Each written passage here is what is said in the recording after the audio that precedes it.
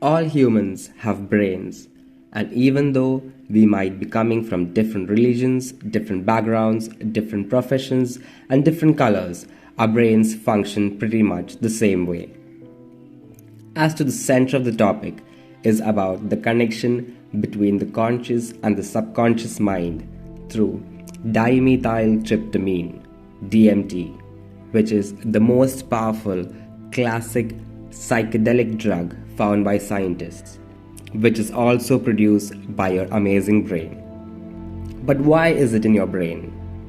Before that, I want to get one thing from the very outset, that it is not my purpose to promote or use any legal or illegal substances. It is my purpose today to poke at your childish curiosity that has been asleep for so many years and to change the stigma behind these substances, because I strongly believe, and obviously science believes, that there is so much potential for psychedelics in medicine research and personal development. The curiosity in this topic came from my childhood when my mother told me about a priest whose heart had stopped for a few minutes and miraculously came back to life. The experience he had at this moment was incredible, which I will be explaining in a few minutes. But why did he have this experience in the first place? Leading researcher of DMT suggests that you probably already have dealt with some effects of DMT. The theory is that in times of extreme physical stress, some near-death experiences, and even during REM sleep, which is rapid eye movement during your dreams, these instances release DMT. The man behind this theory is Dr. Rick Strassman. Let's listen to Anita Moorjani, an author who wrote a book about her near-death experience.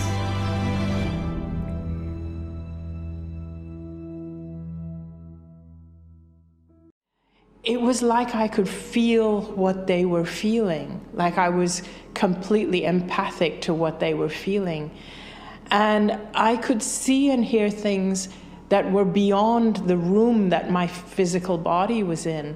And I realized that I could even see my physical body. It was like I felt that I had become separate from my body.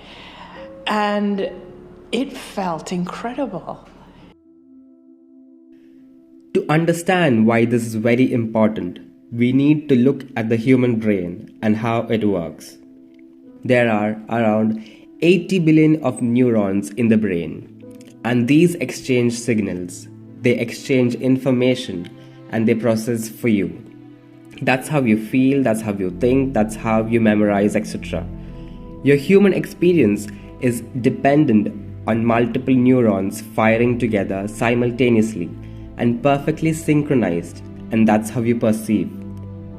Unfortunately, as we age, we tend to think only in set neuronal networks. The child uses a much larger capacity and potential of the brain. They use very different signals in comparison to the adults, very different neurological paths, and thus we should agree that children are weird. After the ages of 6 to 12, you pretty much get used to a certain neuronal network that becomes your set default network. It becomes so enforced in your brain that you can't anymore think outside of this default network. This is where psychedelics come to play.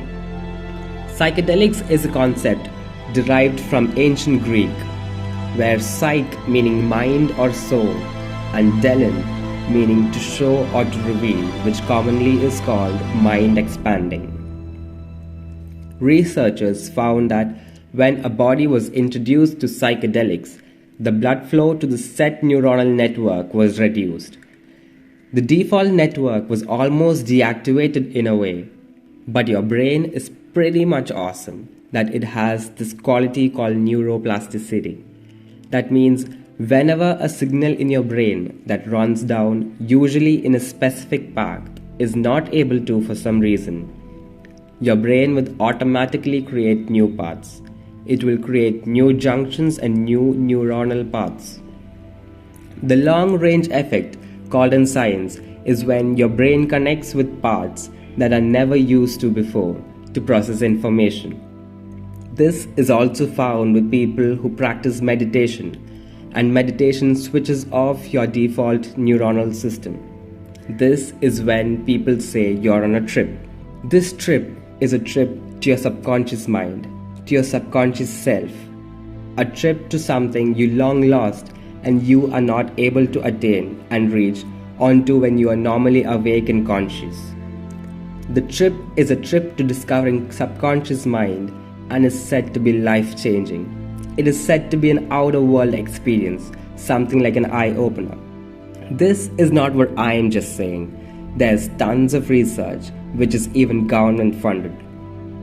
In terms of perceptual changes, scientists have reported the amazing stuff ranging from a complete level on which the colors are perceived. Colors are actually felt during this experience. That is something very difficult to put in words. The whole trip is very difficult to put in words. Scientists have reported open and closed eye visuals. So what means is that you can't get away from what is happening by just closing your eyes.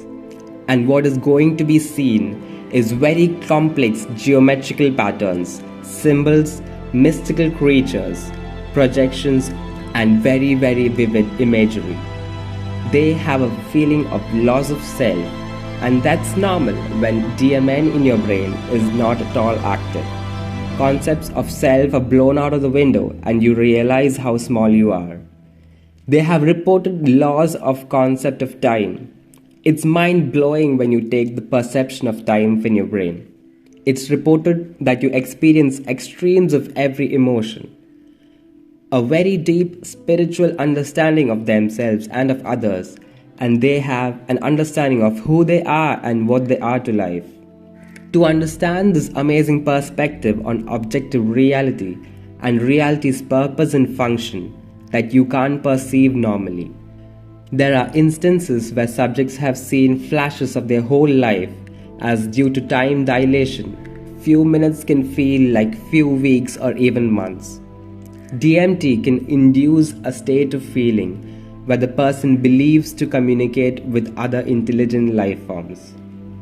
A 1995 study by Adolf Dirsch and Daniel Lamparter found that the DMT-induced altered state of consciousness is strongly influenced by habitual rather than situative factors. Again, I remind you, it is not my purpose to promote any of these substances. It is my purpose to make you curious again and make you read about what is currently dealt with under the scientific research of the brain.